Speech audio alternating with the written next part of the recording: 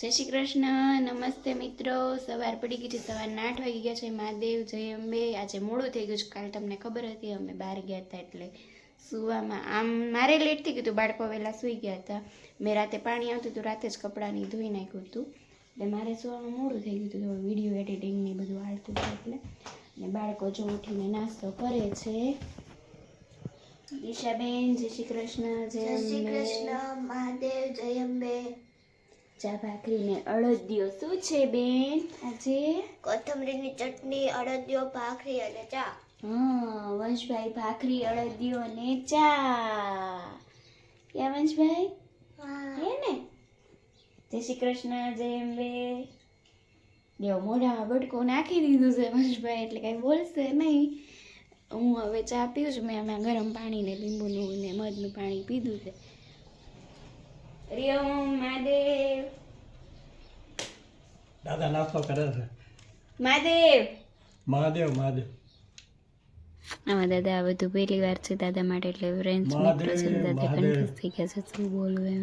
કેમ છો? મજામાં? મજામાં વિચારે છે કે હું શું કાલે કહું. પપ્પા સ્કૂલે ગયા હતા, એમની સ્કૂલે ગયા હતા એટલે રેશનની દુકાન છે ત્યાં ગયા હતા.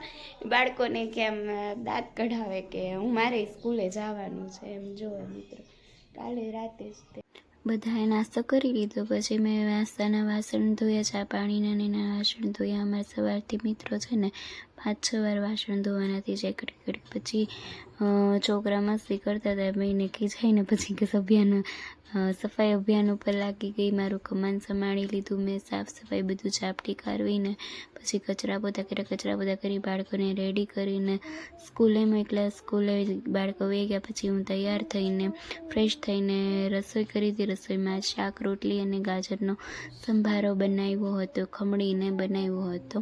અને રોટલી આજે બાટલો જવાની તૈયારીમાં એટલે રોટલી ચડતી રોટલી રસોઈ થઈ ગઈ. પછી કાકા અને પપ્પા બે જમવા બેસી ગયા. પછી બપોરનું બધું કામ પતાવીને કપડાં જે સુકાઈ ગયા તે કપડાં લઈને સંકેલ નાખ્યા. અને બપોરે ઘડીક આરામ કરીને પછી બપોરની ચાનો ટાઈમ થયો તો દેવાંગને ચા ન પીવે ત્યાં સુધી એને મૂડ ન ચડે એટલે એ બપોરે ચા પાણી પીને પછી એ એના કામે વયા ગયા હતા. અને બધા હોના કામે લાગી હતા. હું મારા કામે લાગી ગઈ. બપોરના વાસણ ધોયા હોય એ વાસણ લૂછીને સાફ કરીને વાસણ ગોઠવવામાં લાગી ગઈ હતી. પછી દીશુબેન આવ્યા સ્કૂલેથી. સ્કૂલેથી આવ્યા. દીશુબેન સ્કૂલથી ફ્રેશ થઈને નાસ્તો કરી બેને હોમવર્ક કરાવ્યું.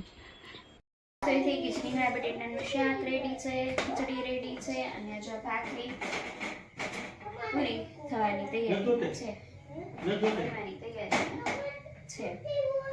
લાવ્યા છે વંશુ માટે ચકડી. કેમ લાવ્યા દાદા? ચકડી લે ફરતો ફરા. ચકડી ફેરો. દાદા લાવ્યા ને? દાદા લઈને આવ્યા જો વંશુ માટે ચકડી. જો પછી પપ્પાને દીશુ જમવા બેસી ગયા છે. શાક, ભાખરી, ખીચડી અને વંશુએ મેં જમી લીધું છે.